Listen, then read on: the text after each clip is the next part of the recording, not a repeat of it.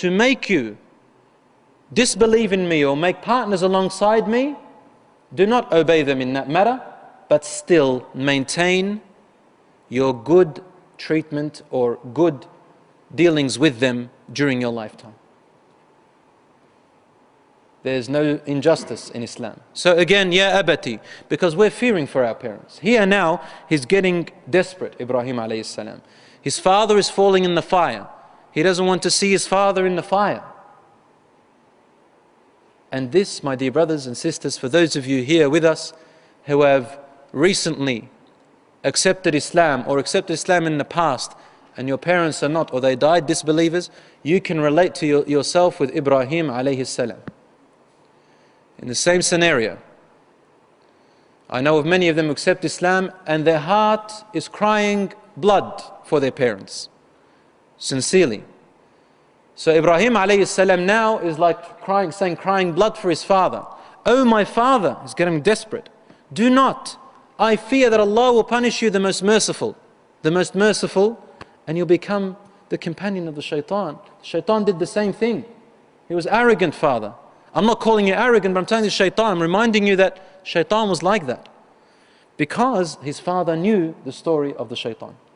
And listen again, he's saying the merciful will punish you. How can a merciful become punishing to someone when his name is the most merciful? Yes, he is also the punisher. But before that, Ar-Rahman Ar-Rahim. Here he's addressing him, Ar-Rahman. Ar-Rahman will punish you. Meaning, the most merciful will never punish someone unless that person truly deserves it and there is no reason why not to. So, if someone is bad to their mother, do we know of any creature on earth more kinder and compassionate than mother?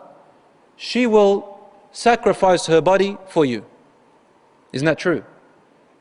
She'll sacrifice her body for you. She'll burn herself in your place. The mother. Ummuk. The mother, al-um, means the one that encompasses. That's why she's called Yet, can you imagine a mother becoming wrathful towards her son or daughter and wanting them to be punished, to be tortured? No. It's almost impossible. And Allah tells us that He is more merciful than the mother. Rasul Sallallahu Alaihi Wasallam told us this about Allah. So for a person to deserve Allah's punishment, he must really deserve it and has gone beyond every bound. So his father, he's saying to him, I fear that a punishment will fall upon you from the most merciful. And then you'll become a companion of the shaitan.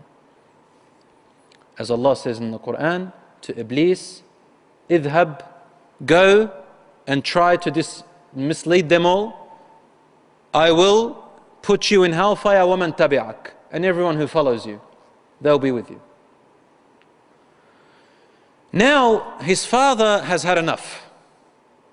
And Ibrahim a.s. was about 15, 16, 17 years old at that time, according to some narrations. And he was a teenager. And at this stage, his father had had enough. So now he replies in the opposite. In the end he said, قال أراغب أنت عن آلهتي يا إبراهيم لئن لم تنته لأرجمنك واهجرني مليا. He, the father, replied, are you turning from my gods, O Ibrahim? Are you trying to say they're wrong? Are you turning away from them, putting them down? My gods? Surely, if you do not stop what you are doing, I shall stone you. And now, leave me alone for a good long time. So if you stay here and you don't go away, I'm going to stone you. If you insist on keep going. Now this is after years of arguing in a proper way, debating his father, calling his father. Finally his father said to him, I will stone you if you stay any longer. In other words, you're no longer my son. I disown you. He said, either leave my home and you're on your own out there, or I will stone you if you stay. Now some historians tell us that he was even older than that, Ibrahim AS. Probably over 30 years old. Because his father actually migrated with his mother and his children to Canaan, somewhere in Palestine, and also to Syria. But Ibrahim AS at this stage, what happened? Once he saw that his father had no more hope in his son, and his son had no more hope in guiding his father, Ibrahim AS still insisted and resorted to the last words. قال سلام عليك سأستغفر لك ربي إنه كان بي حفيا وأعتزلكم وما تدعون من دون الله وأدعو ربي عسى ألا أكون بدعاء ربي شقيا. Which means, Ibrahim AS said, peace be upon you, I will pray to my Lord to forgive you. Indeed, He is to me the most merciful and gracious. And I am leaving you and those whom you invoke besides Allah. I will invoke my Lord, that I may be blessed in my invocation, in my dua. So even as Ibrahim AS left, he left on good terms, calling to his father to be at peace. And he said, if you're going to leave me, father, then Allah is Hafiyya. He will look after me. I'm going with Him. And I will make dua to Allah for you. After Ibrahim AS left, it is said that he kept on making dua for his father until his father died, and even after his father's death he kept making dua for him, until finally Allah subhanahu wa ta'ala sent a verse down, or He commanded Ibrahim AS that he is not allowed to do that anymore.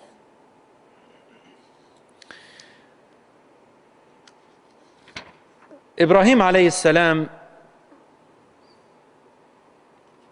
told his father basically, no more harm will come to you from me, nor would you face any insults from me. You are safe and far as I am concerned. Instead, you would see good from me, and I will pray for you. That's basically what the words are. And he said, Allah is kind and gentle with me. But Allah subhanahu wa ta'ala said to him that he is no longer allowed to make istighfar, asking Allah for forgiveness for his father, especially after his death. Allah says in the Quran, وما كان استغفار إبراهيم لأبيه إلا عن موعدة وعدها إياه فلما تبين له أنه عدو لله تبرأ منه إن إبراهيم لأواه حليم. And Abraham's act of seeking forgiveness for his father was nothing but only because of a promise he had made to him. But when it became clear to him that he was an enemy to Allah, meaning his father, he disassociated himself from him. Surely Ibrahim was most tender-hearted, forbearing. In the ayah it says, Inna Ibrahim la'awwahun halim. The word awwah, Ibrahim is an awwah. It's like, you know when you feel sorry for someone or something bad that you've done, some people they go like this, they go, oh, when they regret something, oh, like that. Or when they feel sorry for someone, oh, they don't know what to say, right? So Ibrahim a.s. actually used to do that a lot. He used to feel compassion towards everyone and towards his father, la'awwah. When Allah told him you can't do that, he said, oh, my father. Oh well, I wish, but what? It's his father's choice.